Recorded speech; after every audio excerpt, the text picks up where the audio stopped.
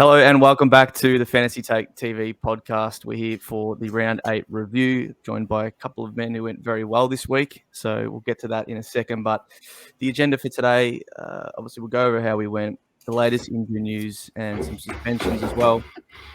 Some premium targets, of course. It is upgrade season, or we will continue to try and be an upgrade season. Some concerning primos that could be traded out and other players. DPP, there's some additional news as to last week. On top of that, some rookies and then captains. But George, how did you go, mate? Who's your MVP and the fault of the week? This week we scored 2,000. I scored 2,539 and ranked 6.6k. So that's wildly better than anything I've been this year so far. So still fair way away from you blokes, but I'll take that for sure. MVP and fault of the week. Well, MVP is, before I get to my trades, so MVP, we'll take your pick really this week. Okay. I think I hate to do this again to you. I think it was going to be mine if it wasn't yours, George. Well, Zeeble, he's almost my fault of the week as well because he took so many marks the midfielders couldn't touch the ball. I'm using that as an excuse for Steele. We'll speak about Steele later in the podcast, but yeah, just I watched the first 5 minutes of this game and I'm thinking like, he thinks he's at training playing kick to kick. I think he was on 30 DT within like 4 or 5 minutes. So yeah, he was prime Zeeble and then intercepting as well. So he had a good game, but like a lot of unnecessary touches. Fault of the week, it has to be Ashcroft. I love what Ashy's done for us, but I really needed his 30k to get merit next week. Now I think I have to get rid of Hopper for merit because of he didn't make the money I thought he would.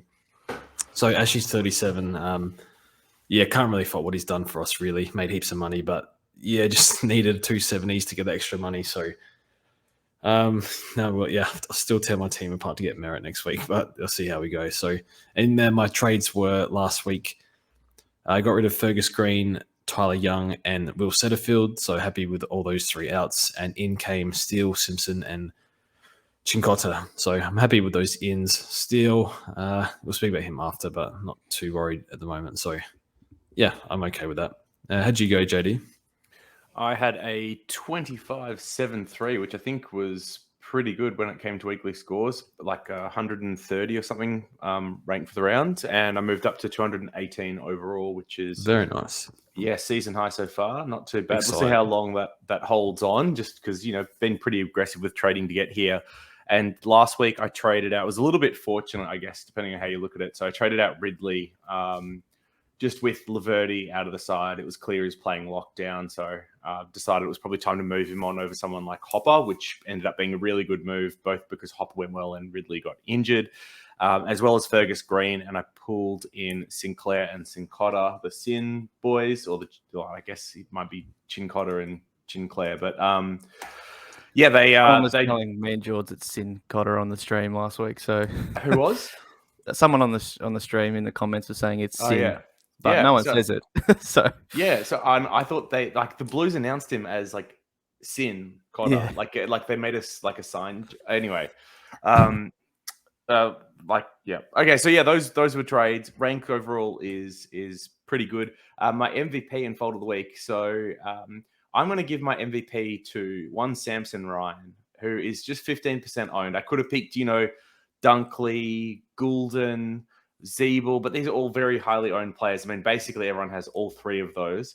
I'll give it to Samson Ryan. He's now got a 3-round average of 86, basically just 15% of teams, and he's gone 104, 71, 82 the last 3 weeks. And I think I fielded all 3 of those scores. So to get that out of a rookie at this time of the year when cash generation's struggling and we're trying to field good scores, it's been very nice to have Samson in the side. And my fault, I will give it to Warple, who looks like he's on the out this week. Still had the role when it came to CBAs, but just couldn't put points on the board.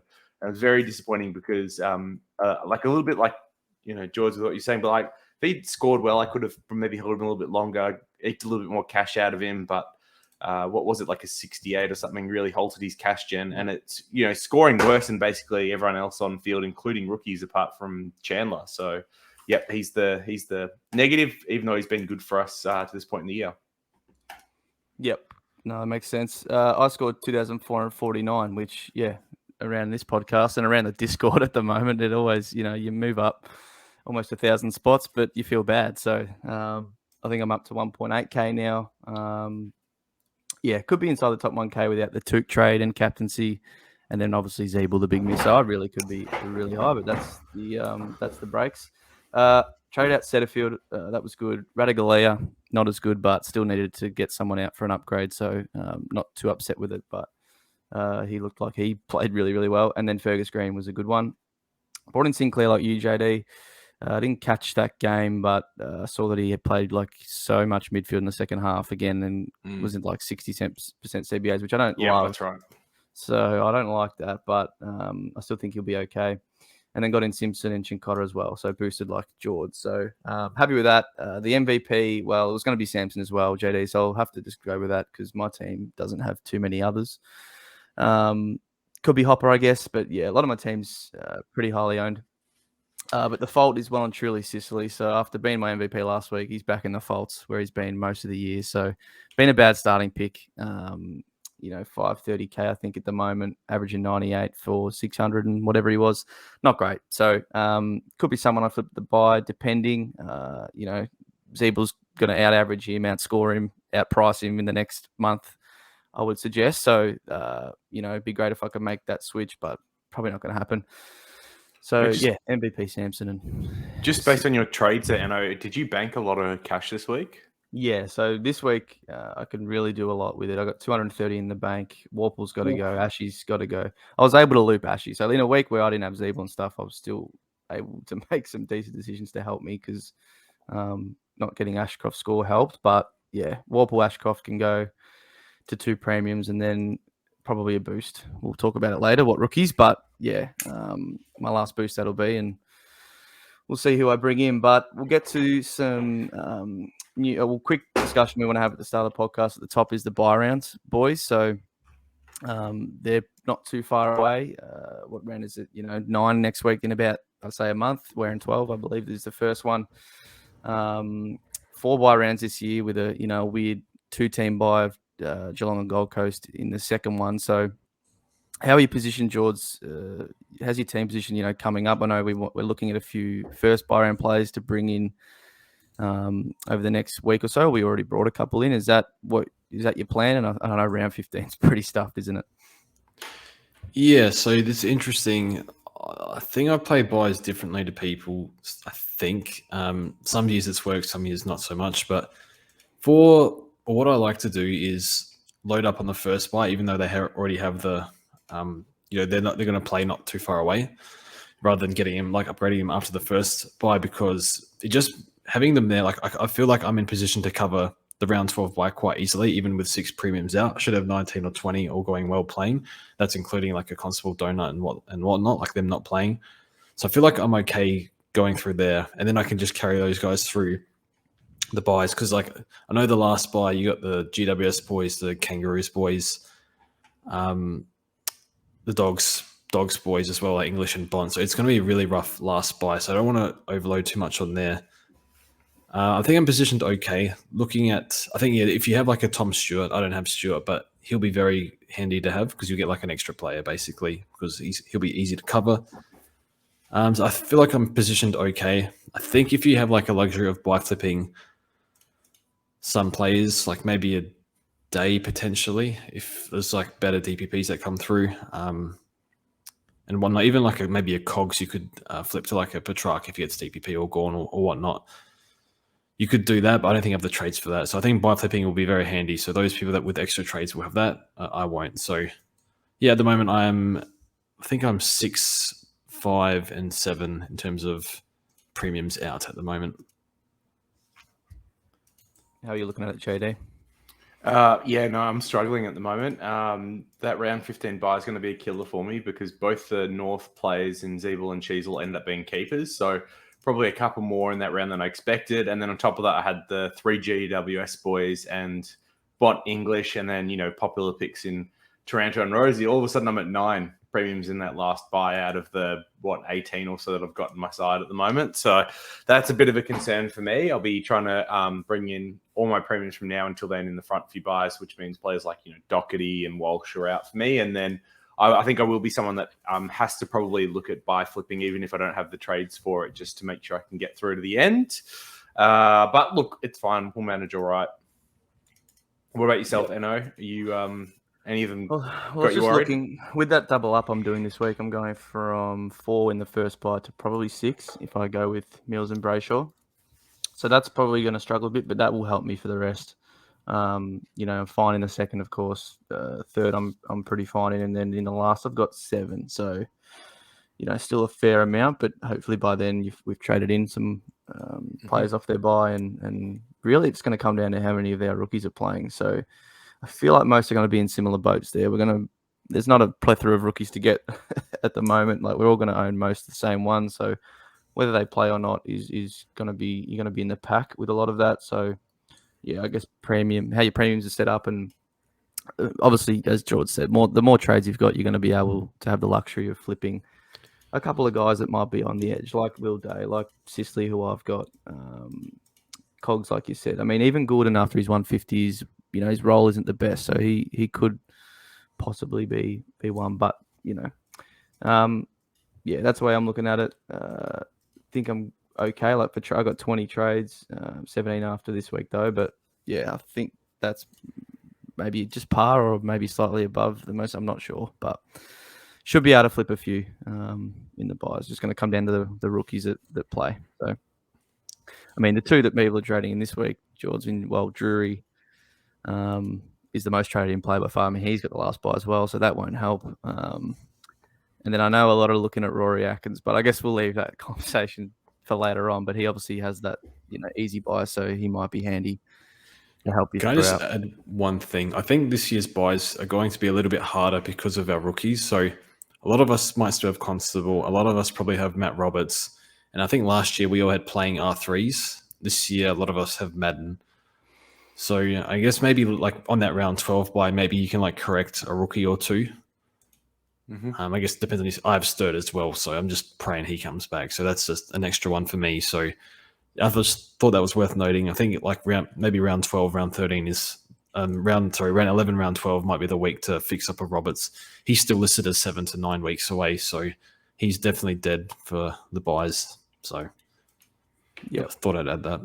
And I mean, for those that haven't navigated the buys before, it is a little bit strange this year with the 4 buy rounds and not even team split, but it's best 18 in all 4 rounds. And that's why we talk about front loading in this round 12 and round 13 buy, where there's less teams missing. So it's kind of easier to field your team. And then the ones that'll be a concern for most around 14 and 15. But yeah, if you've backloaded into those buys, then you usually can sideways through to give you a little bit of a help and a leg up. And of course, the buy round's a great time to make up ranks on the year, especially those that haven't planned well or have got dead benches. And I think to George's point, this is one of the tricky years because a lot of us have, I would say, 3 to 4 donuts at a minimum. And that's more than we generally tend to have at this time of the year. But yeah, it should be interesting to see how we navigate that and who comes out the other side looking pretty good. And if you have banked up trades, then I think that's going to be the perfect time to use that advantage to make sure you've got playing, you got 18, 19, 20 on the field. I mean, 20 is kind of ideal when others only have 18 or less. Yep. That's it for the buys, boys. Unless you got anything else, we'll move to some news. Rowan Marshall. Unfortunately, we didn't get another, last 10 minutes or 5 minutes of the game out of him like we did a few weeks ago, but rolled his ankle late in that game. But supposedly, as Ross said after the game, he was, all good and could have came on if need be. Obviously, that's a straight after the game comment, so still, see how he trains this week, but it looks like he'll be fine unless we hear otherwise. I know the injury lists are all updating kind of today as we speak, doing the pod on a Tuesday, and he's, as I get to St Kilda, not on there, so seems as though he's fine. It's been updated for today, so if anyone's worrying about him, should be all good. Darcy Cameron, George, I know someone you've been penciling in, to get back into your team after owning him earlier is now only 1 week away, and that's sort of come up quick. So, we'll be back for round 10, supposedly. So someone that we could be looking at, but as we've sort of got some DPP news later on, Max Gorn might be getting forward status, but again, that's a month away. So you still keen on DC, George, or?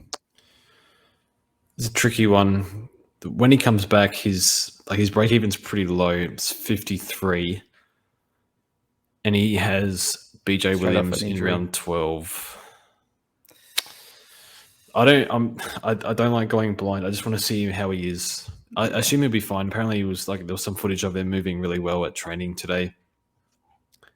I just wanted a ruck forward cover, and it looks like we're most likely going to get Max, and I'm probably leaning Max Gorn. I honestly don't know who I want because Max is obviously a far better player, but the ruck split, they can just rest Gorn a little bit throughout the rest of the season, get him right for finals if they want. Whereas I think the more responsibility will be on Cameron, but regardless, Gorn he's competitive as hell. He'll get up and have impact for every game. So I don't know which way you want to look at it. I'm somewhat keen. I think I'm probably leaning Max at this stage, but both, I think, if you can, I think both will be good because both should be 110 plus. Back for round 10 scores, and it's got him at 87. Let's say 100. He's about 520, say, JD. Would you attack him there or consider him with North, West Coast in the next two after that? It's hard. A lot of people got full defenses and maybe even, close to a full, not full, but probably 10, anywhere from 10 to 11 forwards and defenders, and then we're all looking for mid. So do you even have room to grab someone like him? Yeah, I think for me, it's more the room thing. So if I didn't have a full forward line or whatever it may be, is he the type? Actually, I probably could fit him in. Is he the type of player I'd be looking for? I think yes. The North West Coast fixture is nice. That buy probably can take another one in. So I think I'd be interested in Cameron. Obviously, the concern would be how he returns coming off his injury and all that. But yeah, I think he's someone that you could look at in a couple of weeks once he gets back, but probably no need to speculate. Just wait and see what happens when he returns. Yeah, it's even hard to say if you'd prefer him or Gorn. I guess by that point, Gorn's price might be a little bit far out of reach. So it's probably going to be Cameron based on value, but yeah, I don't think you can really go wrong with either. Yeah, well, we'll get to DPP, as I said, but Gorn, you're sort of betting on that still for 3 weeks to go by then, and it's True. A bit dicey there, maybe if he doesn't get it. Well, you should have a better idea by the time Cameron is eligible, ready for selection. I guess so. Yeah. Yeah. JBR, his suspension's been upheld about a hour ago. Yeah, very surprising. We're not going to talk too much about that. Well, I'm not anyway. If you want to read some salt, go to the Discord. But George, he's got to go anyway. 250k, and what's his break even? 60-ish. 59. 59. Oh, he was gone anyway, so it's whatever. Yeah. Look, he's got Hawthorn this week. Their key defense is that the biggest mess at the moment. 3-0 forwards who've been terrible for weeks on weeks and weeks, and they all look like all Australians on the weekend. So yeah, probably yeah. He can go 59 break even, 2 week suspension. If you're looking to someone to get rid of, well, you can get rid of him. Yeah. And then Nick Newman's the other one who we're still waiting on, I believe, but got a week. But who that might affect. Doherty, I guess, Sard if anyone owns him. But still will only be for a very short term. So nothing major there. Any other news before we move on, boys? No other injuries? I think Chester's coming back. Yeah, the Newman one might only be if Cowan comes back in on the back of that, but it might only be for a week. And that's even if he comes back. I don't think he's been playing particularly well in the twos. So yeah, okay. Chester George, you still got him, don't you? Yeah, I tried to correct him to Chandler in week 2 and didn't, and it's a significant difference. What a benefit! You got Chester now. Well, I just want him. I've said this 3 weeks in a row. Just be a warm body and score something in the buys. But I think he has to play. They've got more injuries this week. I think. I can't remember who. The injury. I'm looking at the injury list, and it's yeah, it doesn't even fit on a full 100% page. So, yeah, hopefully, yeah, he's not on the injury list at all. So I assume that means he can play this week. All right, let's get to some premium targets or some trade-ins that people are looking at. And the first one, well, we pegged it last week. Steele, Mills, Brayshaw, we get a week to look at them, see what they can do to impress us. And one of them did that very well in Brayshaw, one in Mills. Turned his roll around a bit, but Steele also had a good roll, but a bit forward time, George. And as you said, that game wasn't very contested or contest and stoppage heavy. So I know you're still on it already, George, but if you had none this week, who are you most impressed by and who would you be jumping on? I think Brayshaw was the best on the eye. Worth noting, he played witches' hats. To put that into perspective, like you play CS:GO, right? You know, you play bot games. He was against the bot game, basically. Far out.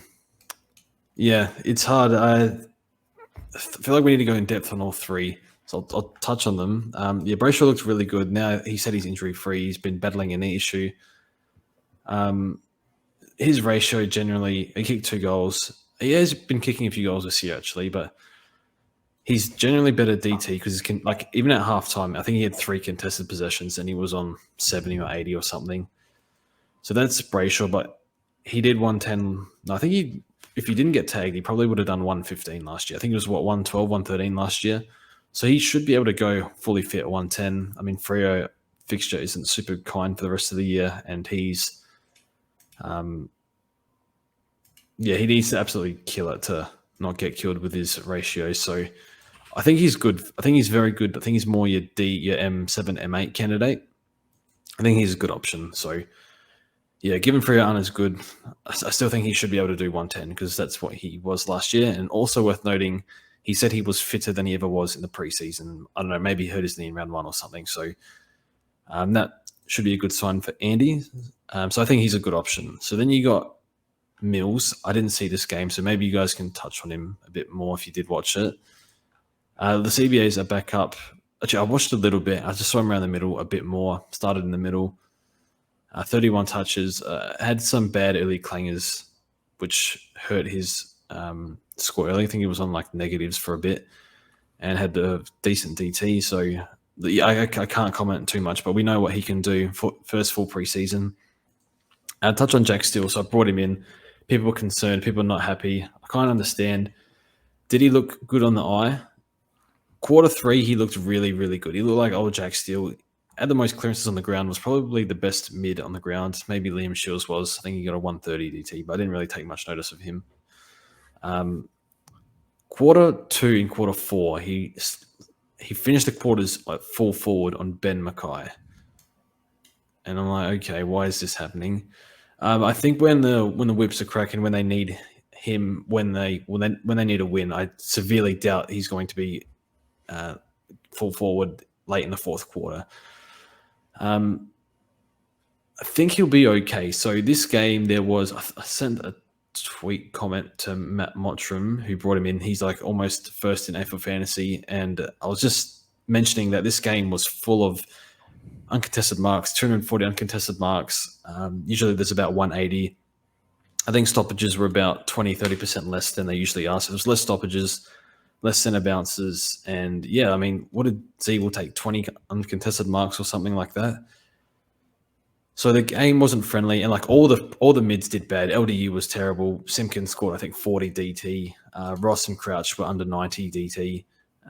Still got the 95.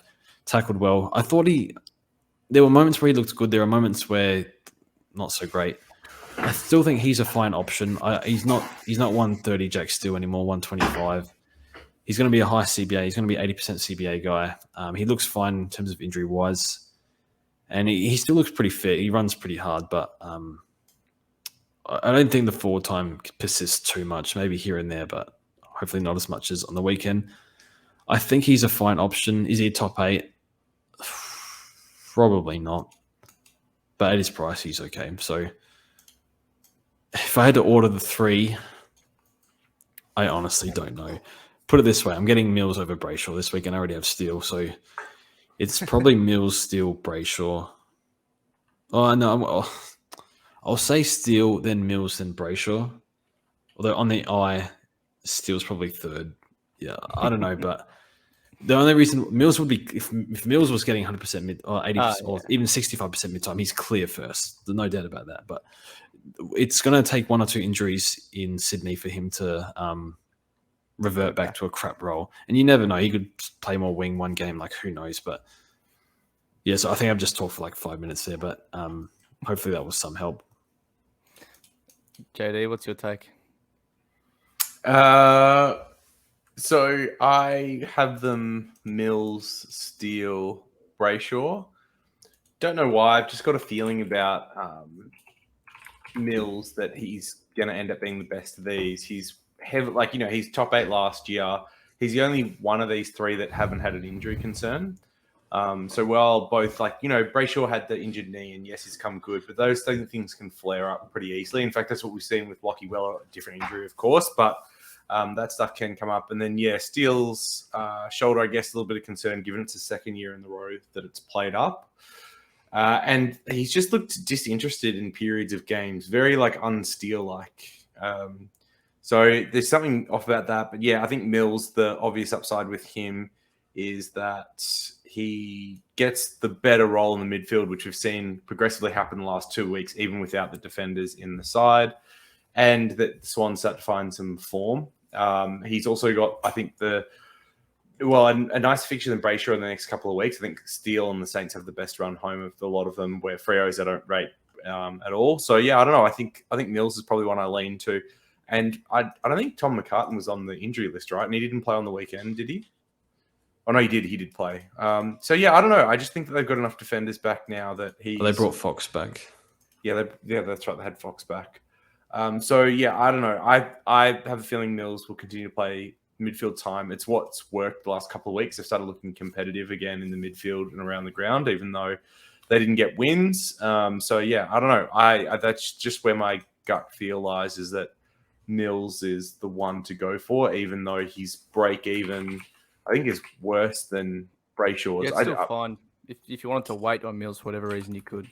Yeah, so, I mean, someone like me who doesn't have Oliver, I think this might be the week where I go Oliver and then get another week starter on Mills. The downside with doing this is if Brayshaw was the pick, then I'd probably miss the boat because he's got quite a low break even. But, I just got a feeling it's Mills. But all three of these are risky. There's no, like, obvious picks here. I think, you know, Merritt next week into really soft fixture, like, obvious pick. Clary now kind of looking bottomed out, obvious pick. But yeah, these three I think all have risk attached, and those that pick the right one, I think will see themselves much further ahead than the others. Yeah, actually, this is reminiscent of last year where we had a similar round. I think it was just after the buys, but it was only 2 or 3 weeks on from here where it was Walsh, Parrish, and Merritt were the three that everyone was weighing up. There's Josh Kelly as well. Yeah, and like there was a clear number one choice in the end of those three, and if you didn't pick him, it really hurt the back half of your season. And I get the feeling that these could be the same. Yeah, and Merritt got tagged once or twice too, and still was comfortably in front. And he was the cheapest as well. It was pretty nuts. Yeah. Oh no, so it was Parrish, Walsh, and Merritt. It was Jelly as well, was it? And Jelly, no? Yeah, and then Jelly, Walsh, Parrish all got injured. And Merritt was, even if they didn't get injured, Merritt was going to be the best anyway. Yeah. All right. From someone who's getting 2 of these this week, it's clear to me who the 2 are, and one of them is not Steele. So it still could be Steele in a bit, but I don't like him on the eye. And look, as I said, I called him only 2 weeks prior, not actually much of this week, but Brayshaw I like the most, I think. Just with the set role that we know, Mills, there is always that worry. But I will be getting both. And, Mills, even if he's only 40-50% CBAs and in the mid, he can still do at least sort of 100, I think. It's just that's what caps him from probably doing 110 plus again. But Brayshaw, I've got the quotes here from, only a few days ago, before the last game on his knee, saying it's not the start of the year he would have wanted personally. I've had a bit of a knee issue. Feel like that's come good the last week. And he said it was his quad that was playing up. as a bit of attachment to that over the right knee. So he said the docs have been working hard to get that pain-free, and then the first time against Brisbane it was, and then he's obviously had the really good game against Hawthorn, which, mind you, obviously was a pretty easy kill. But, I mean, he won the AFLPA MVP last year. He was awesome. I do like Andy, but I think a bit of a Sarong improving does cap him a little bit. So I think 110 is probably what I'd expect sort of at most from him. So I'm going him, and then Mills I'm just going purely out of, love for him. He's very cheap, and if it all goes well, he could, as JD said, be this absolute smash out of all of these and go even bigger, because we know in the role he can do close to 120. So don't expect that to happen from here on out with Mills, because as George was saying on the back of his video I saw with the plead to horse, it's going to happen. There's going to be games where he's going to play a bit of wing for whatever. I mean, we just saw Gordon play 100% wing, and I know he scored ridiculously, but it's going to happen to Mills too. But I did like seeing Rowbottom get a bit cucked on the weekend. He's the one that sort of added in over the last couple of years. That's sort of been the thorn that's taken quite a lot, because he can really only play there. So yeah, I'm going those two. And if I had to order it, I think I'd have Brayshaw just above a Mills, because we know the role. He's the top 2 mid at that team. Yes, I guess he's had the knee concern and Mills hasn't, but I'll just put him slightly ahead of Mills and still third. So fair bit of conversation there. Anyone got anything last to add before we move on? To be honest, I'd be happy with all three. I think Steele feels like there might be something slightly off with Steele. I think most people kind of have that gut that gut reaction, which I understand. I don't know. I love Steele, though. I owned him 2019 when he tagged, and then missed him 2020. So it's sort of some attachment there. Yeah. I feel like I was going to back him in. I was going to back him in from here, but yeah, it'll be 80%. I think Mills is most likely to be the smash pick here, though. Yeah, I still think Steele will be fine. He's got the role. He's, as you said, he's really improved his outside game. So I think he can at least get some points there, whereas he used to be pure inside. A lot of tackles and a lot of that sort of stuff. So anyway, we'll move on. We've spent enough time there. Let us know, I guess, below what you'd order these three. I know a lot of people are looking at them this week. So another one a lot of people are very keen on, but to me feels a bit like too late, is Noah Anderson, who had a monster game. I only caught the first half, but I think he just kept going and going in that game, which turned out quite close in the end and almost got them over the line. But it's always been a bit of query over his ball use, and 80% on the weekend, only 2 clangers, kicked the goal. Just was enormous, but he's shot up now to over 600k, and buy is obviously the very enticing part of this pick, and something I wish I went last week over, a Sinclair or something, but break even of 9 and now 605k. George, can anyone be looking at Noah Anderson this week? Yeah, he looked really good. No Tuke as well. 5 on average, 130. He's had a few big ones as well. First 3 games, I don't know what happened. He looked like a flop, and then he's just been probably M1 the past 5 weeks. I haven't really given it much thought. He's out of my price range. He has a nice buy. I prefer to back in the players that have done it before for a full season. We saw what happened to LDU, or it might be injury. I think Noah will be good. He looks like a top 8 mid. If I had to say, if you asked me, do you think he's a top 8 mid? I think yes on the lower end. Yeah, you missed a big one, but he's still going to go up in price. I think it's fine if you want to grab him. I am going to pass.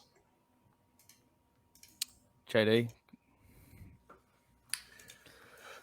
I don't know. I think with Anderson, like if he had any other buy, would we be talking about him? Is he just a buy bandit? So the buy is obviously really handy, but we are picking him for the rest of the year. My understanding of the Miller situation is that he comes back around the buy. And yes, Anderson did 110 in the back half of last year with Miller in the side and all that stuff. But are we sure that's going to happen again this year when he's back, just given how rough he was the first couple of weeks? He is an okay pick. I've got no problems with people picking him up if they've already got Oliver. If they don't want any of Mills, Brayshaw, Steele, like it seems like a reasonable next best option, especially if you're looking for a pod. It's not my type of pick. I don't think he's proven enough to pay that much money. So I'm happy to give it a miss. If Miller was out for the year, I think I'd be much more interested. Yep. Pass for me too. So, yeah, buy does really help. One, if you jumped on last week, you'd be loving it. But is he going to continue this form for the rest of the year? Like JD said, not too sure. Took back soon. That sort of thing. But hey, if you got that, look, he's 600k too. And if it feels pretty hard trading in the guys that price, week on week. And if he's the 600k guy you want to choose, like people can probably only afford getting one of those guys in, over the last few weeks and into the next. Is he the one you want to spend the 600 on, or is it someone else like a Tom Stewart or a Walsh or Track who might get DPP, blah, blah, blah. So I don't know if Noah's the guy you want to splash the cash on. Time to get Oliver and Dawson as non-owners. So, JD, you're the one here to talk about this. You're sitting at 200th without either of these guys. So, yep. Is this now the week to get either of these guys? I guess you can split it up.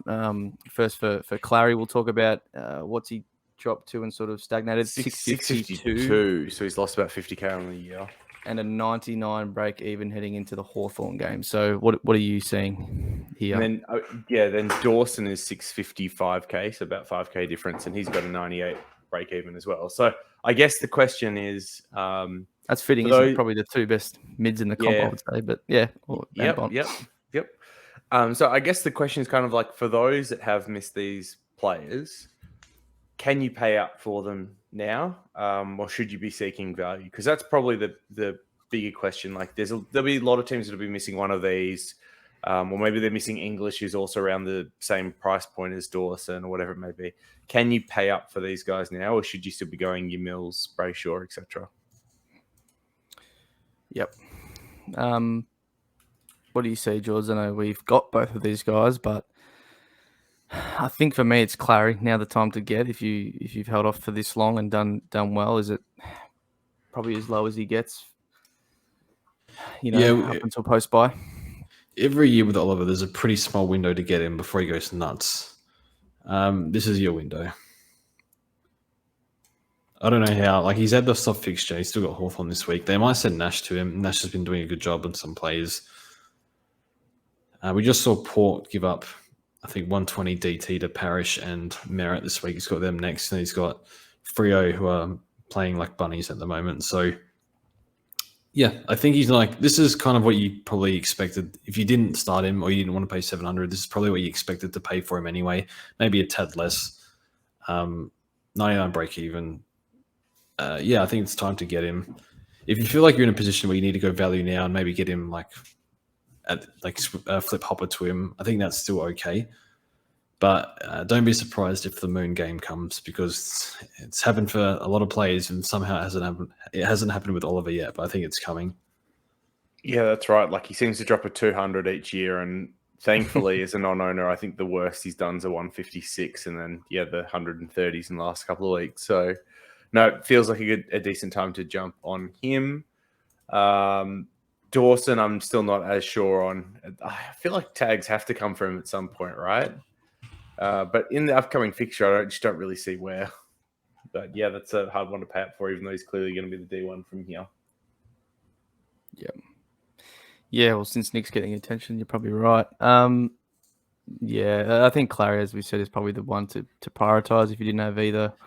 And now's the time. And then, just got to hope for Dawson's going to be more a chance of a down game at some point. We saw it a couple of weeks ago with just some ball use. He does take off or try to take some hard kicks on a lot of the time. And then it just can be a game where that doesn't come off, or, the other team set up quite well and he can have a lower score. Whereas Clary's sort of floor is so high. It was even, strange to even see him get a 90 against Richmond of all teams, a few weeks ago. But that's sort of given you the opportunity now to grab him. So I think, if you weren't an owner, grab him now. The only thing is people might have some issues in where that cash is coming from. But I think now's the time to sort of get rid of your Ashcrofts and Warples, who we'll talk about a bit later, as some trade outs. And then lastly, some targets, the Bombers boys, Merritt and Parrish, which I think we've all sort of pegged as that line up quite well next week. Got Brisbane this week. up at the Gabba, I believe. So, Brisbane, they're not like Which, to be honest, they haven't been they're the not the hardest team to hardest, score are they? on. Yeah, no, haven't been the hardest team to score on this year. So they obviously have Berry that can play a cooler role. And so I wouldn't be surprised if that gets used on Merritt or Parrish or something like that this week. But then, after that, when you've got Richmond, West Coast and North, and the West Coast and North is both double up. So they play them again around 21 and 22. Still have a game against like Freo as well in there. It's just a soft fixture for Bombers. Really, after this Brisbane game on the run home, must be one of the nicest fixtures. So, I think Merritt and Parrish are both going to be targets in the next 2 weeks. Absolutely. Merritt's break even is 130. So, makes me happy to wait. You don't think he's going to go too much bigger than that if he was to. And then Parrish is, I think, 90. So, maybe if you were keen on him, you could grab him, but he's still at a cheap enough price where he won't be overly expensive next week. But I think we pegged them both as next week's, George. I think just be careful with those, just because they are that round 14 bye. So you've got if you've got Laird, Dawson, Oliver already day cost, that's 4 premiums that you might already have.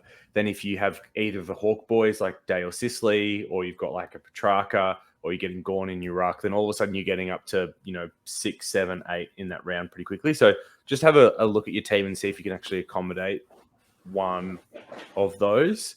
Would be my only tip, and just figure out if that needs to actually adjust what your trades will be this week as well. I'm definitely, I think, sidewaysing a Hawks boy that buy for mine because I got both. All right, that was the last of some premium upgrades. Now let's talk about some concerns, and one of them is one of those Hawks boys that I just talk about, and that's James Sicily. I mean, similar vein. Was telling, and look, you did do quite well trading at Ridley, but I'm going to have the same notion that I was telling a lot of people, or we all were up until that point, is just to hold on till the buys and assess it then. Sicily doesn't have any real glaring issues besides just himself and the way he's playing. I mean, didn't he give a 50 away, boys, in the first 3 minutes? I didn't watch it. And he sat on negative till quarter time and then I was checking the scores going, why am I even checking the scores? This guy needs to piss off. So, look, I'm going to hold him to the buy and assess then. But he still could come good. So, I don't know, George, you do watch Sis a bit in the Hawks and take a keen interest. What do you see there, and what do you have for any advice for people like me? I think he's frustrated, and I might be just making this up, but I think the instruction has been to let others rebound a bit more.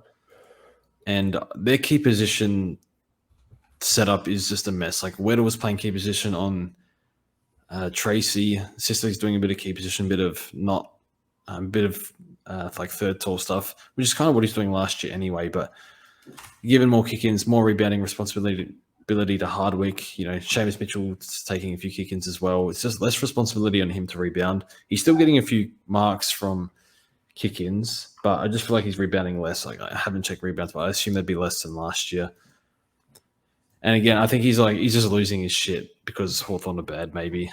I think he's a hold to an assess at the buy, but I don't think you bring him in because 530k. Look, he can turn it around. He's far better than this. I think there's a reasonable chance he does, but with like Darcy Cameron coming in, Gorn, Petrarca on the same buy as well, I think you probably go that route for now. If Sicily was like sub 500 and you needed to finish your defense and you're strapped for cash, I'd be okay bringing him in. But otherwise, I think there's it doesn't look like he's top 6, but I don't think he'll be far off. Anything to add, JD?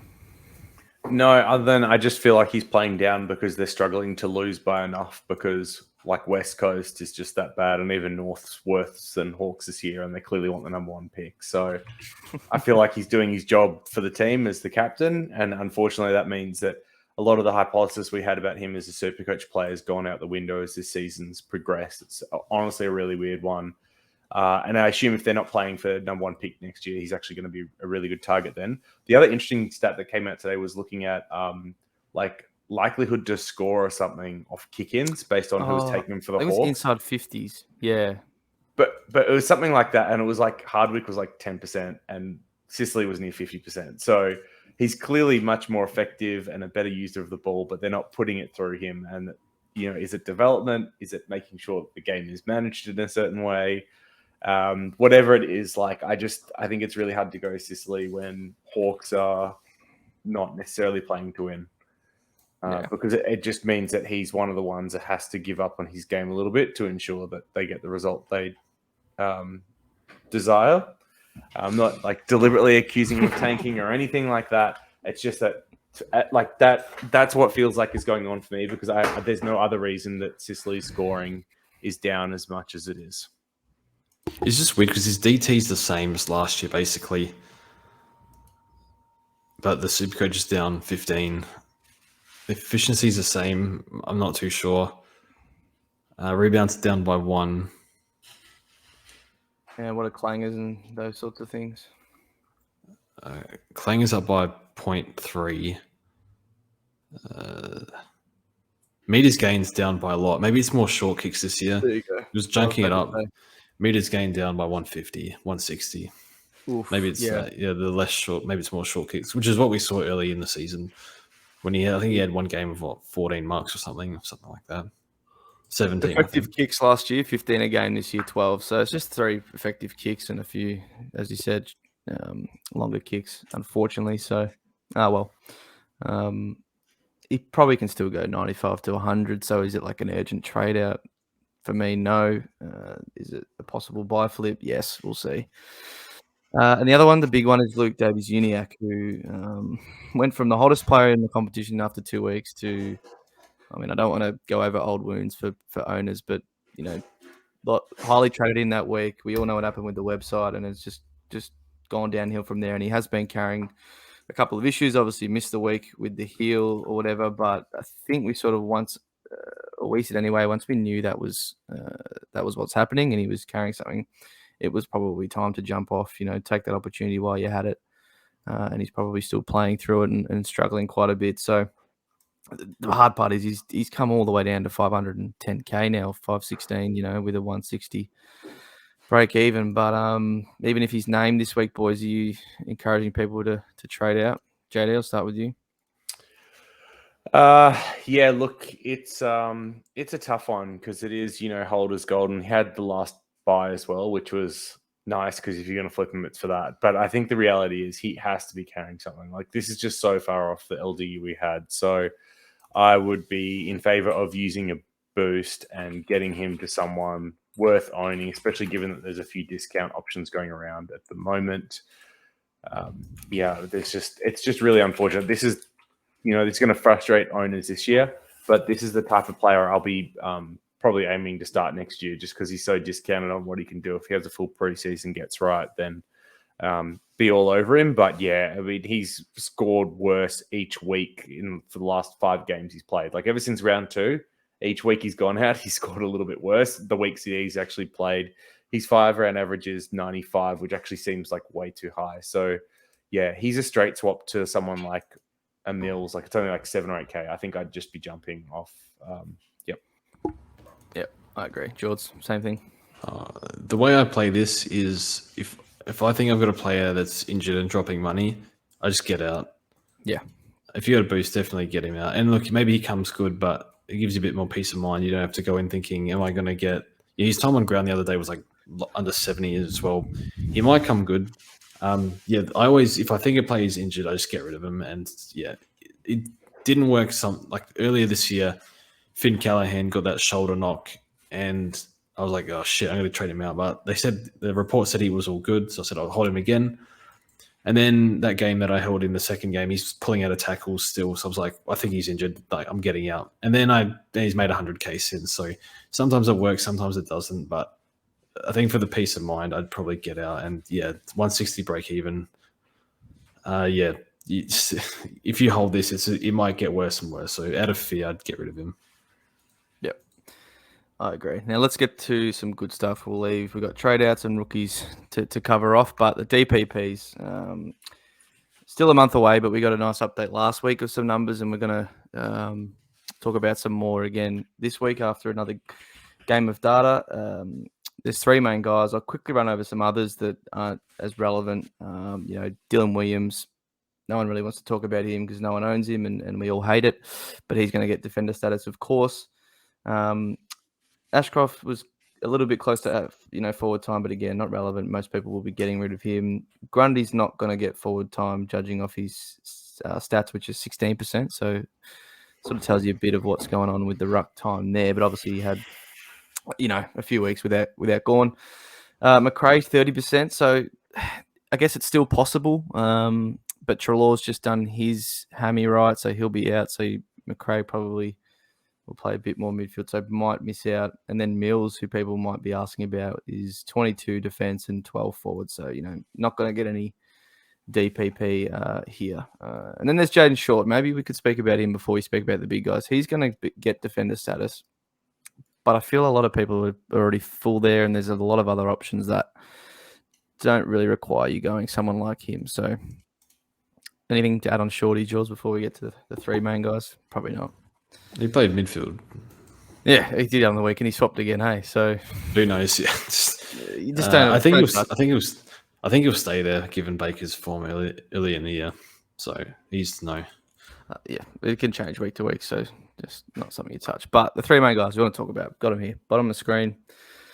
We will keep in mind that obviously the games played is different for all of these guys. So Sam Walsh right now is sitting at 39% forward, and this is all across the season, so across all their games played, but he has only played 4. So with 4 games still to go, there's still a chance for him to swing that quite substantially, because he still has 50% of his sample to play up until that point. So I worked it out. I mean, it's pretty, got to get 35%. So from here for the next 4, he'd need to get under 30 to make that below 35. So he needs 30 and above in the next 4 games to get the 35 status. And then Gawn, I mean, he's obviously played not as many either. I think he might be similar. What's he sitting at? 5. So it's looking like he's, trending towards that. But again, he still, hasn't played as much as others. So there is a chance it could swing the other way. And then Track, who is probably it's a negative for him. He's at 32%, but because he has played every game and has played 8, it's harder in the shorter amount of time to bring that back above. So it's weird, George. He's come down since the first update from 34 point whatever it was to 32. So he's right on the edge. It'll only take one big game of forward to get there. But what's your takeaways? All these guys, if they were to get it, would be very heavily considered. So how does your team look? How are you going to attack this, and what can you expect? This is kind of the problem. I think JD or one of you, and I can't remember. One of you was bringing up about going for a Merritt or Parrish. All of a sudden, Gawn and Petrarca potentially, especially Gawn looks more likely than Petrarca. Do you have to have these players if they all get DPP? Well, I think they'll all be top 6, so I think you do need them. I can't see him. Walsh has the last buy, so I don't know how I can get him in anytime soon. Might be a round 16 upgrade of a Day or something. I like Day. He's doing okay, but he's not Walsh. I'm probably not as bullish as Walsh as maybe you are. Just watching him last year in the half forward role. Again, maybe he was carrying something, which he probably was, but just misses out on those tackles. I know he's at every stoppage, but still, it's a few less opportunity to get. It might only be 5, 4 to 8 points a game, but a few less opportunities to tackle and win clearances and whatnot with rolling up from half forward. So I'm not. It's been all right last 2 weeks. You got to get lucky sometimes with tackles. He's had 10 and 8 the last 2 weeks, but I do know what you mean. If you're not on the inner part of the stoppage, there's less chance of getting him than on the outer. So I do understand. Yeah. Yeah, so I still think he'll be. I'm not expecting 120 from him. If he can persist in this role, I'd probably expect closer to 110. So yeah, I think he's. Yeah, I mean, he's good targets. I mean, he's Sam Walsh. He just racks it up. So, and then Gawn. I think the main thing with Gawn is, do you get him as soon as he gets it, or do you wait for him after his bye? Problem with that is he plays Port, and I just think he's going to destroy them like he did last year. So I don't know. It's a hard one. It's one that I'll just assess, and if I have to pay up, I have to pay up with the magical money that's going to appear from thin air that I'll have to get in later on. So, I mean, it's just, I mean, you got to get him in. It's just when. It's just assess in a few weeks. What is it, 3 weeks away? Still Or 4 9, 10, more 11. games. 3. 3. It's after round 11. Yeah. Sorry, I was saying that wrong before. So 3, yeah. So I think I'm not in a hurry to get them in. But it's going to be, I hope, you just hope you're not priced out of them, but we'll see how it goes. Yeah. It is a bit annoying, JD, that Gawn at his price now is probably not going to be anywhere near that by the time it rolls around. But yeah, who are you most interested in from this lot? I mean, yeah, all of them are interesting. I'd say Gawn's actually probably the least interesting of the 3, just because I think there's a chance he gets rested, given what he's had to face this year and the fact they've got Grundy in the side. But he's probably the most handy because if you do have a ruck injury, he can cover there. I think to George's point, they're all probably top of their line, and they're players that you want to get in your side.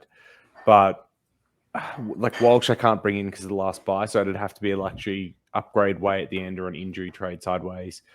Gawn and Petrarca probably. Oh, Petrarca I've already got. Gawn I'd have to wait until I think after his buy anyway to bring him in. So, and even then, I've got other people like Dawson I still need, which is probably a bigger priority. So, I think the only thing is like you don't have to have all these guys. If the rest of your team's pretty good, and like you have the rest of the top 5, and you're just missing the one or two of these, it's not the end of the world. But they're all nice to have. I think let's just watch over the next couple of weeks because with Walsh's small sample size of games, it can swing back pretty heavily the other way.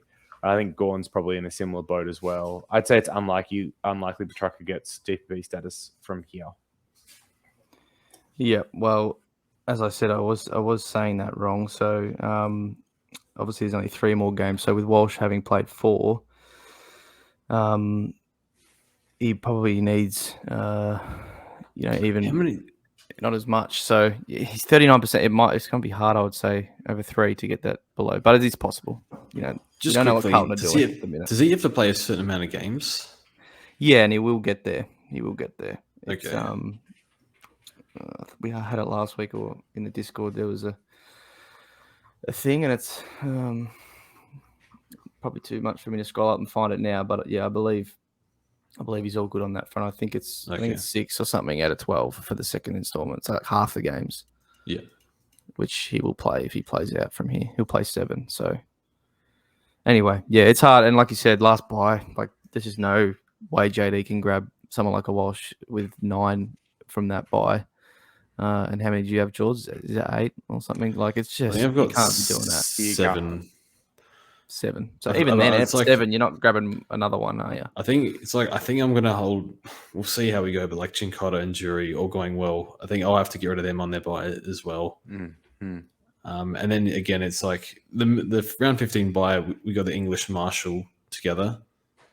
Yeah. So we'll have 2 in that line, so it might be a bit easier. But then we'll have the donut in the ruck line if we're holding, like, unless you start wasting Madden, which I can't see happening. It's going to be a tough buy. So I just, even with 7, I can't get Walsh. No chance. Yep, would have to be after. All right, something to monitor. We'll get to now. It's just some trade outs. Finish with rookies and then some captains. So don't want to spend a hell of a lot of time on guys that we're trading out, but we'll just list a few and discuss. But I think most of these we're all probably in agreement in. Maybe the McKenna is one not, but Setterfield, we don't need to spend a whole lot of time in. I know probably a lot of people got rid of him last week. If you still have him for whatever reason, he can go. James Warple did his job for us. I don't even think his mid-time dropped, majorly on the weekend. Like 60% still. Like it's dropped it's the what last it is. couple of weeks, but it's had a not poor terrible. Disposal game, which is, what he's prone to. But if you had other trade outs, his break even's 85. Maybe you could hold on for one more week, but I think he's one that's also time to go. Just jump in, boys. If you have any other opinions on players as I'm going, Ridley, not really. I just on Warple. I don't mind holding him for a bit longer. I thought he looked good. He's got West Coast in 2 weeks and St Kilda who give up possession after Melbourne this week. So I think he's topped out, or roughly topped out. So I think you can get rid of him, but I'd still be getting off trash off the field if you can. But if you can't, then he's probably the one that has to go. Be holding Hopper before Warple. Yes. Yeah, we don't have Hopper on this list.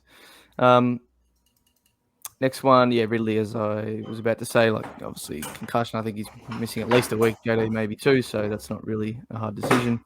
Did he have like a jaw issue? I think that might be supposedly, but then Cleary backed out of that, and he said he was all good. So, okay. Is this Ridley? It is, yeah. Yeah, no, Brad Scott said in the post-game presser that there was like some concern of talk, but there's no issue with his jaw. It's just a concussion. Yep. Grundy, the next one, someone we were sort of telling people to jump off the last couple of weeks, but like now more than definitely 150 break even. Gawn's right there as a straight swap. Just get it done.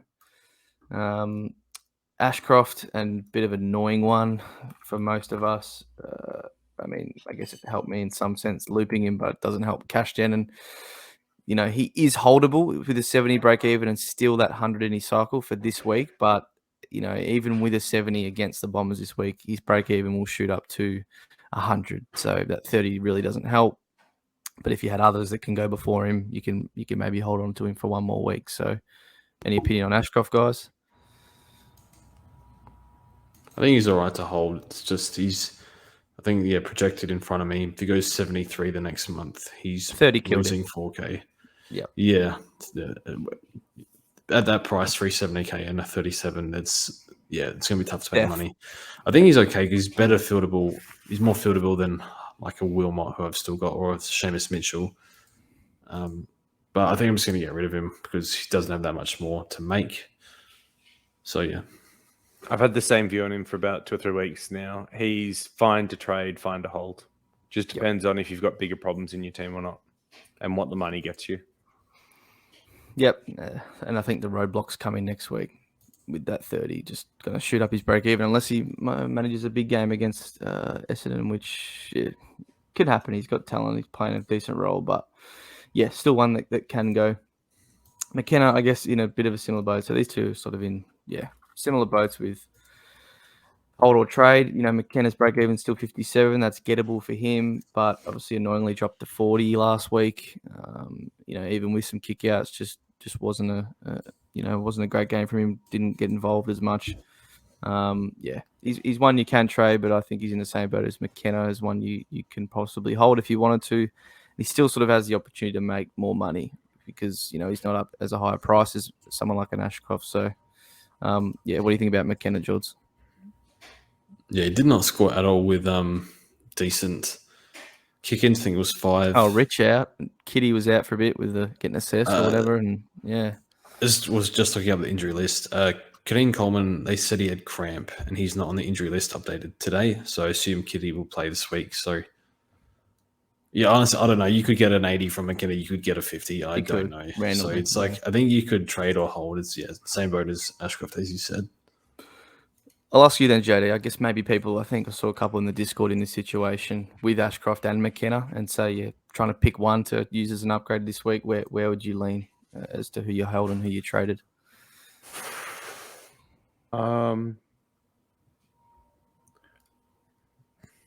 I'd probably trade Ashcroft, to be honest. Actually, I don't know. It's so hard. I know I've sprung that on you, but like, I mean, I've got rid of both these boys. So correct. I'm not invested. So, I mean, McKenna's got like things I like for McKenna is that he's got the revenge game, and he's got the Essendon revenge game, right? So that's the two there. There'll probably be some booing, I guess. But Essendon, I think, have been somewhat stingy for opposition defenders to score on. And we also tend to have been playing smaller forward line. So I don't know if he's going to have to be following around a smaller, faster guy and playing kind of accountable on them. And then for Ashcroft, I think the thing that I like about his game from a fantasy Supercoach perspective, not so much for the real deal, is that he loves to run up for like the short 15-meter chip kicks.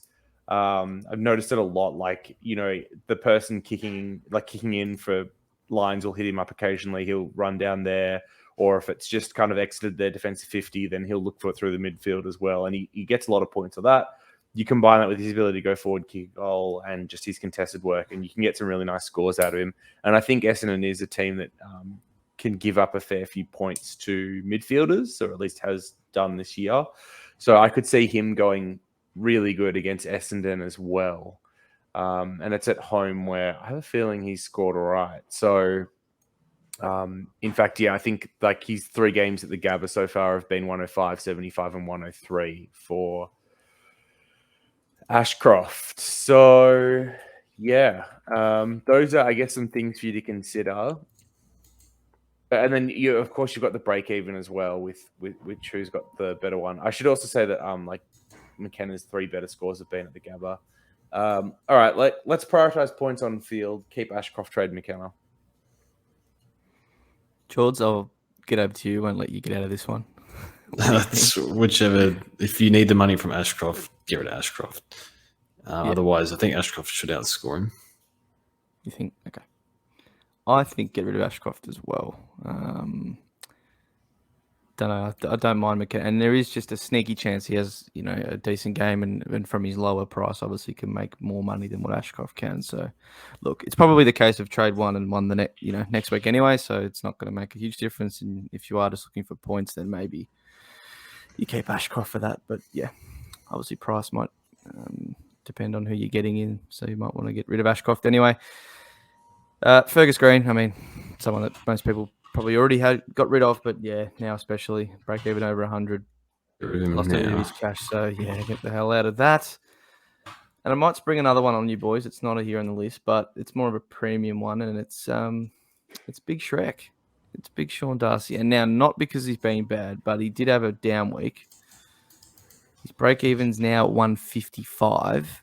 And he's only 40k off Tim English. And I'm assuming most owners of him are non-owners of English. Do you take this opportunity to... And look, to be fair, Tim English's break-even's pretty similar. But I don't know. I know a lot of people probably don't have the boost, or, it's not in their trade plans to do something like this at this stage of the season. But I don't know. What do you think? I know there's a few people like Locke even. Obviously, remember Discord is in the top 10. Is like the highest Shrek owner, so shout out to him because someone who's carrying Shrek the highest, I like to see. But would you make a move like that if you're a Darcy owner?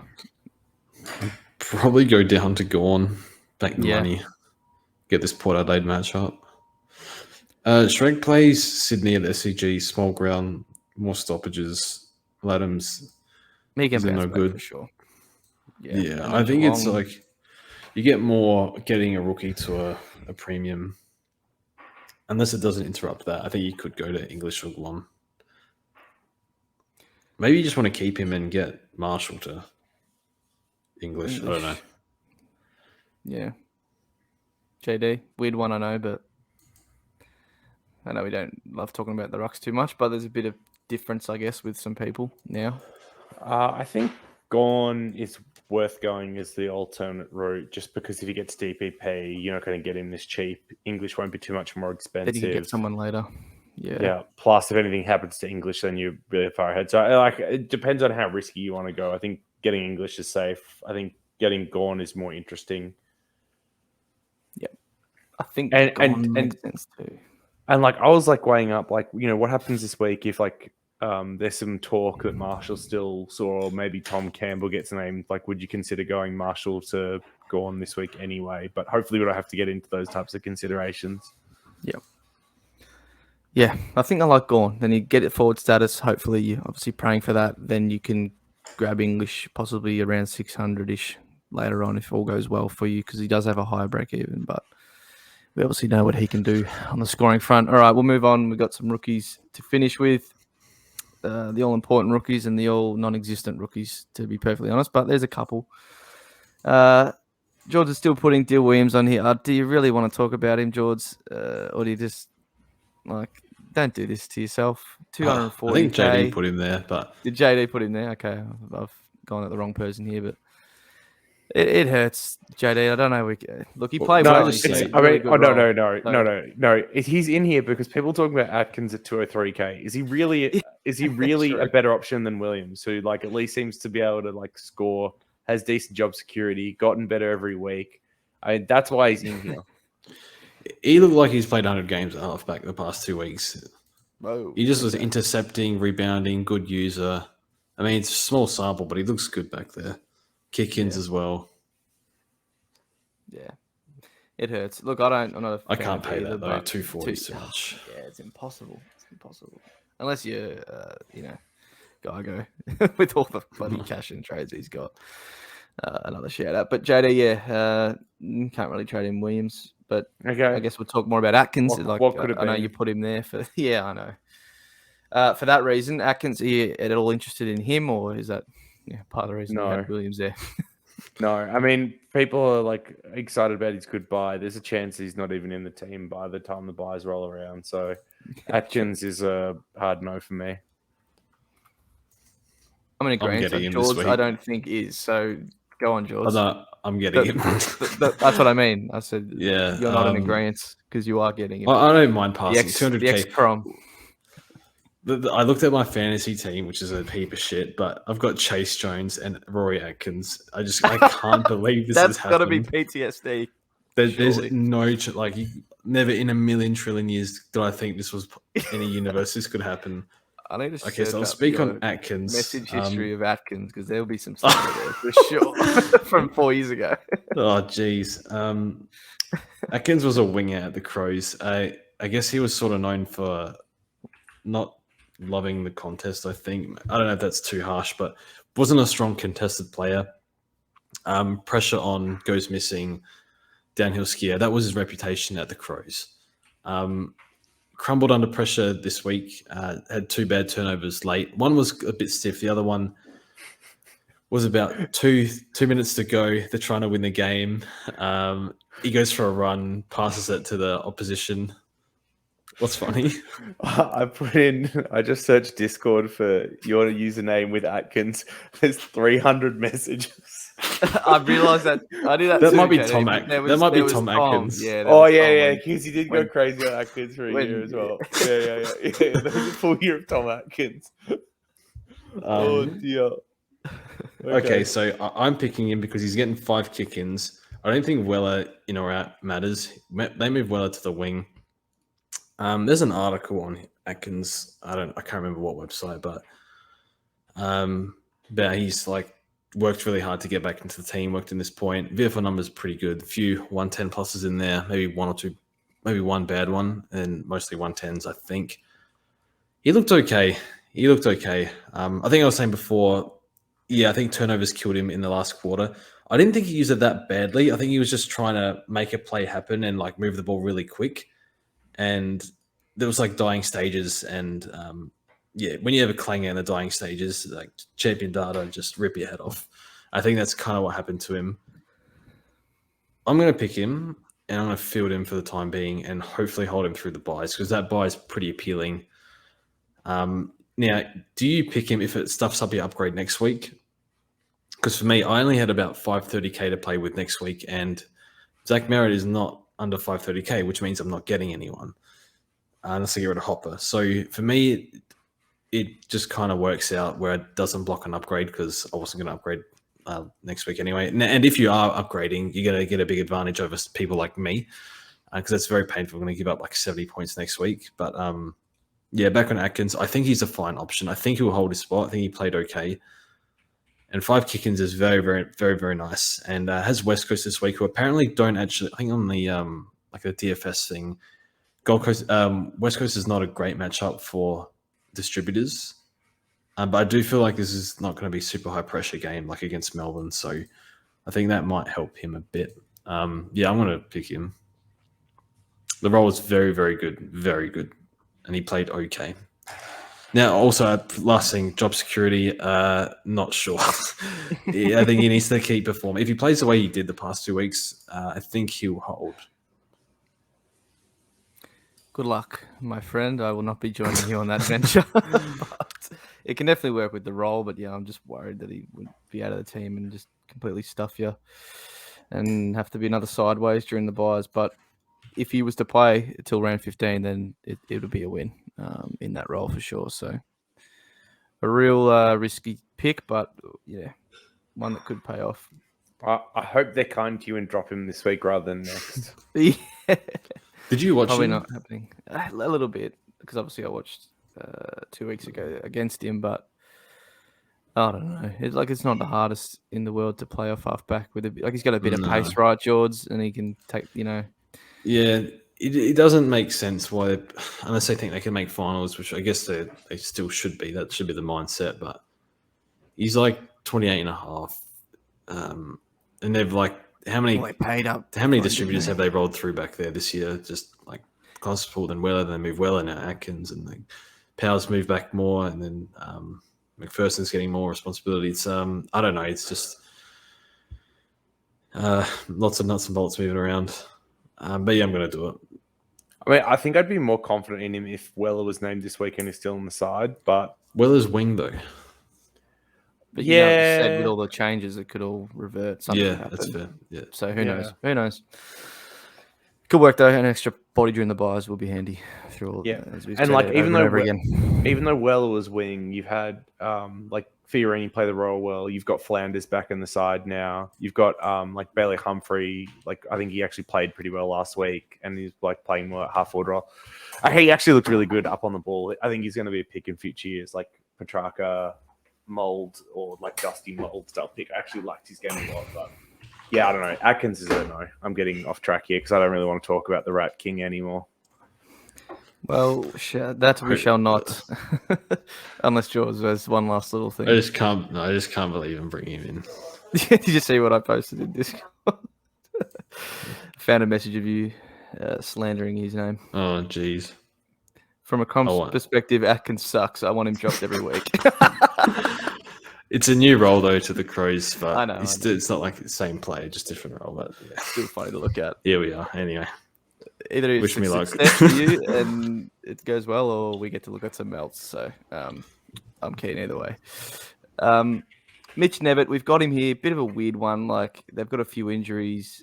I did look. He got a few, like a handful, 2 or 3 CBAs this week, and scored a 70. But it was his third game, and he rose to 164. It just looked negative 25 break. I don't know how we can sort of go a Geelong player like this when we know they've got Guthrie to come back, some others who, look, to be fair, we don't know when because they don't tell us, but I don't know. We can't pick someone like this, can we, JD? No. And George? I don't think, anyway. You go, George. Oh, the last problem I need is a Geelong rookie. Yeah. That doesn't have direct injury in front of him. We could probably move on. Mate, hold on. You picked up Simpson, no problems last week. Hang on. All right. There's clear path for his JS, though. There's... Yeah, same with Nevitt. He played this week, and now Dangerfield's out for 3, and he moved in and took CBAs in the 4th while Danger was sitting. What do you mean? There's a clear path. Look, I'll be honest. I took very little notice of him, so I'll defer to you.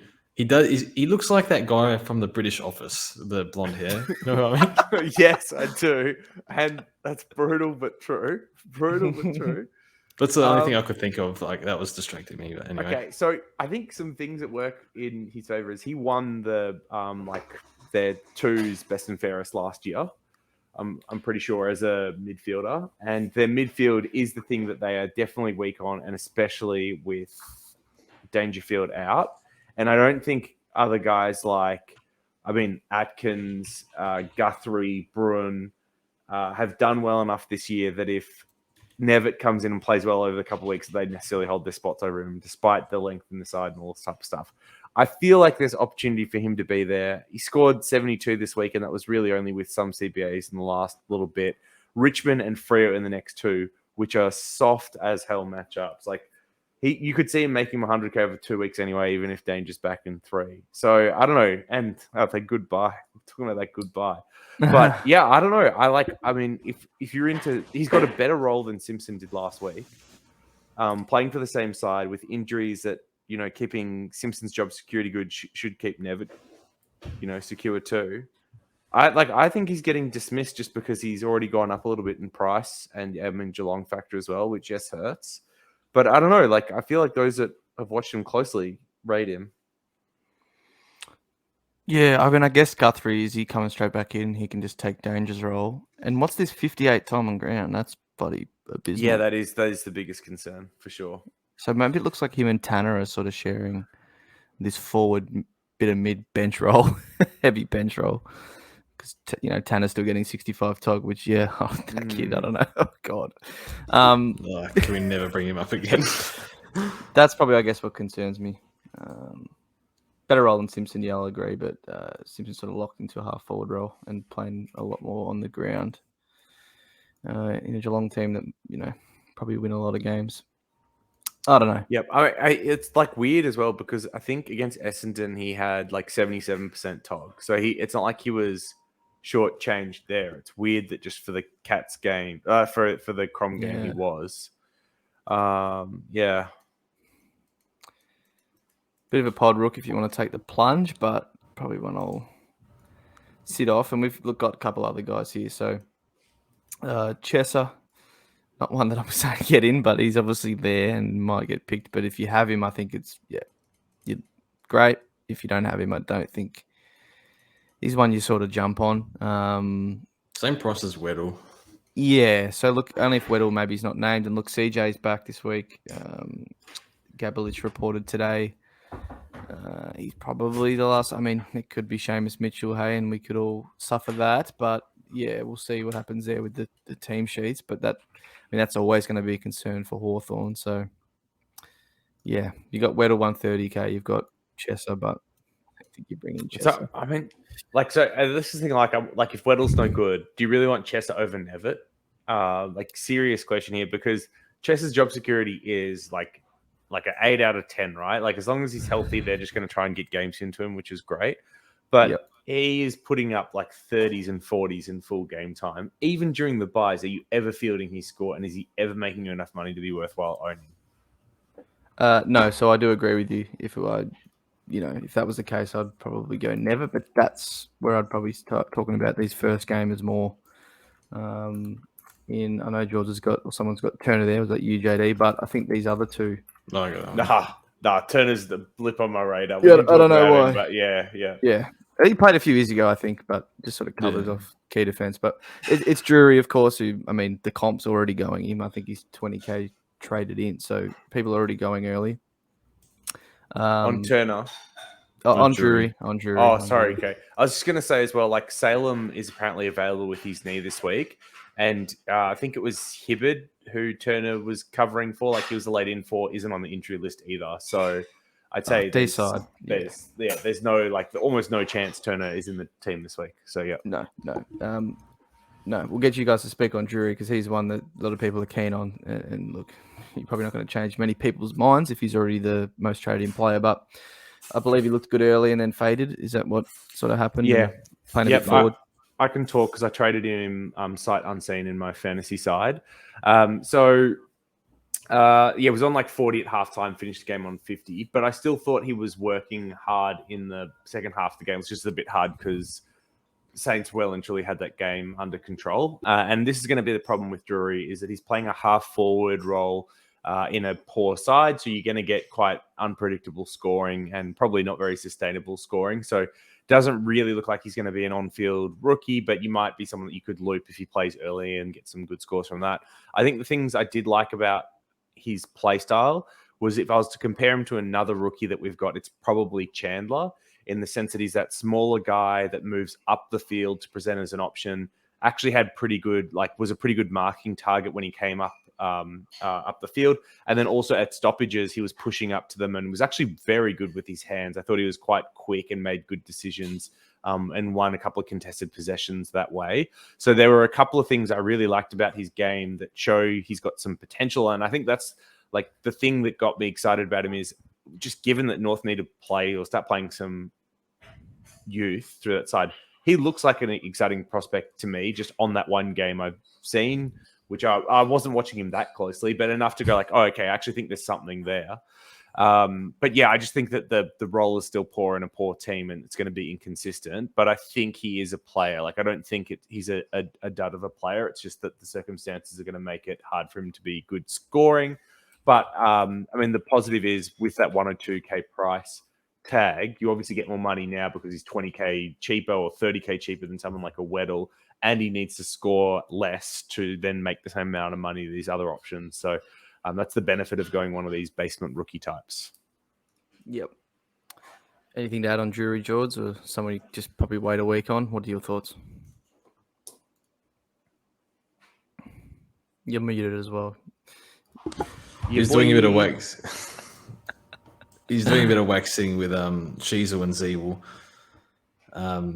early on, which looked good. So getting a bit of chip mark through the middle of the ground. Yeah, I thought it looked good. I think JD covered it pretty well. So I think you can go early if you want. Just depends on if you need someone next week or not. I think will come down to team sheets.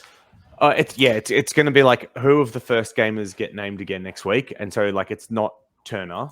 Drury, you're already taken, and then you're relying on Berry, and I think Berry is one of the ones from Gold Ghost that could get dropped as some of these other guys come back. And then that means you're then waiting on new debutants this week. So we might get Fahey if Angwin's out, for example, for GWS. He's been good in the twos and might come in and play a wing role. But then you have to go early on someone next week, and you get into this cycle where you do the same thing over and over again. So if you actually like someone like Nevitt, Chesser, Weddle enough this week, it's probably worthwhile breaking the cycle, waiting another week on Drury, and then going from there. Yep. That is exactly what I was going to say, because Tom Berry is the last one, of course. So if you go Drury this week, you're probably relying on Berry to hold his spot and play. Just quickly, I think Ainsworth and Holman are coming back with their tests for this week, so I think they threaten Berry's spot. Although I thought he played okay, and then Harry Sharp as well. I think he'll be out for Rich and Zorko when they come back in. So they look a little nervous. They're both 1 to 2 weeks. Is that right for Rich and Zorko? I don't know. So. Just take my word for it. I'll check, but I think they're both 1 to 2. Just to wrap this up, who are you guys bringing in this week? Which rookie? Well, it's currently Weddle, but obviously if that goes, balls up, for lack of a better term, what is the option? What is the option besides Drury if you want to leave him till next week? It's.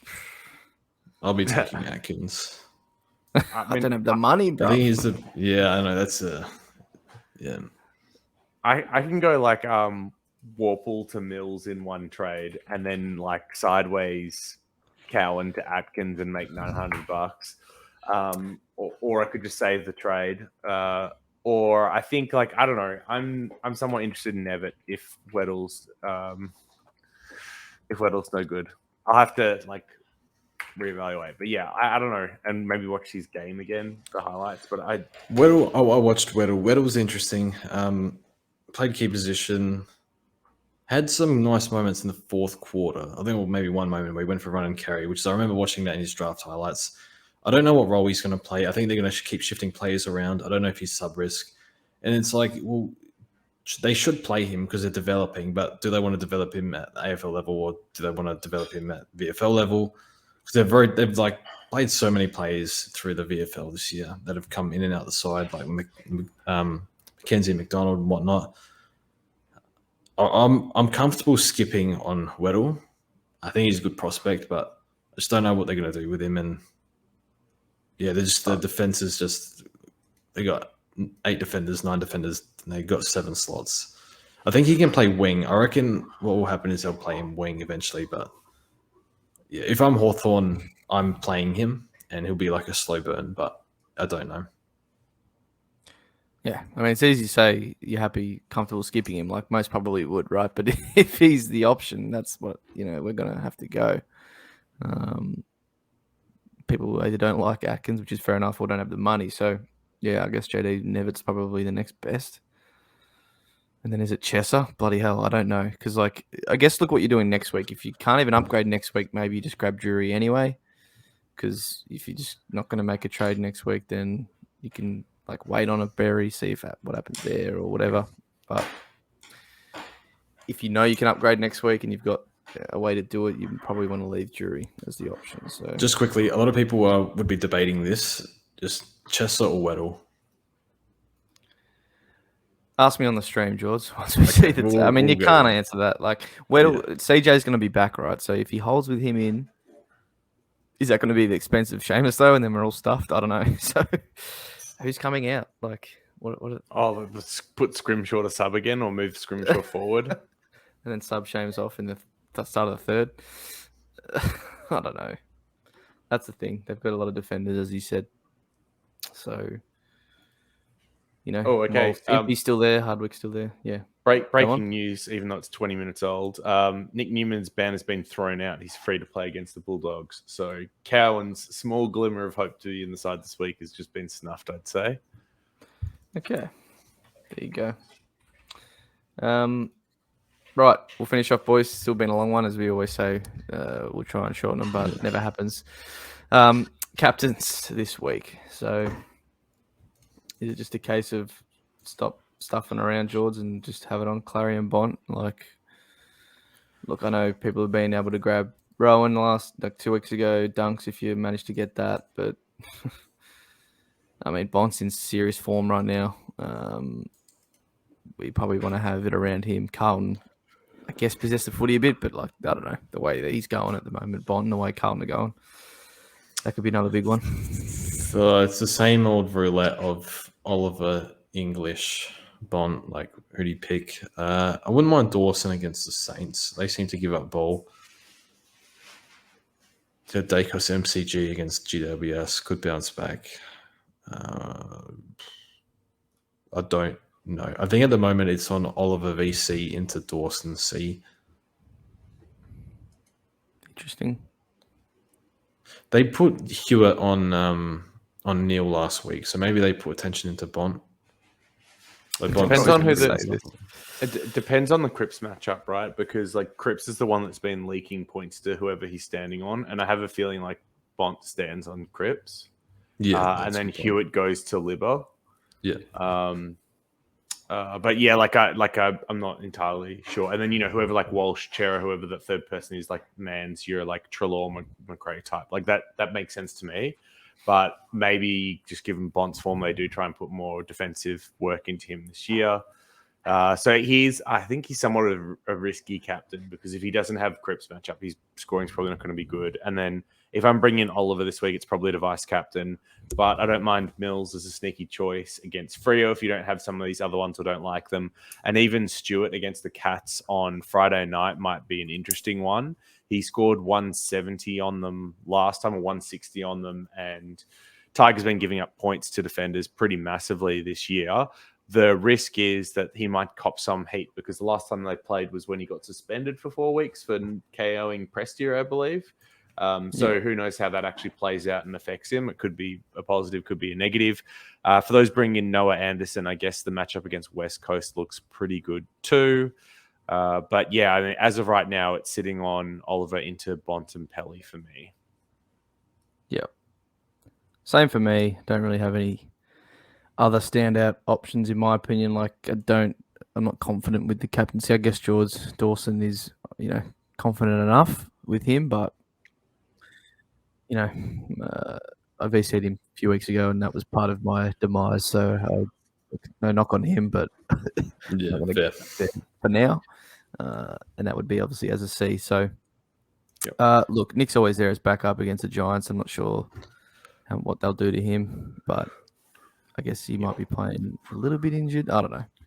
Oh yeah, that's like probably there's only 2 other players worth maybe talking about. So Neil has a really good track record against Essendon, but I just find it hard to trust him as a captain given that Brisbane Lions system has changed.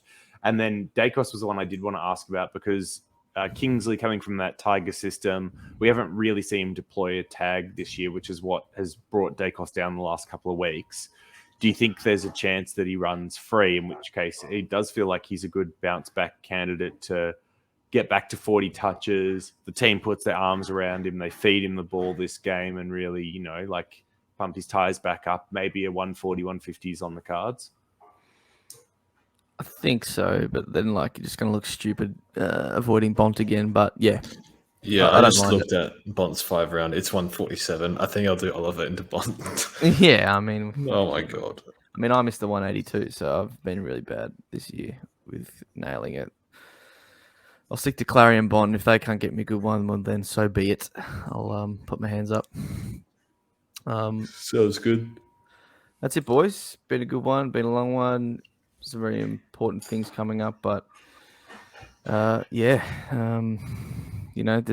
quite a bit to digest. I know those cheap guys are some that people are looking at very much this week. And obviously the rookies, we just pray they hold their spot, they make some more money, and some continue to pop up. But Thanks for joining us this week. We'll possibly see you on a stream, but if not, on our next videos and next week's podcast. So thanks for watching, guys, and we'll see you on the next one.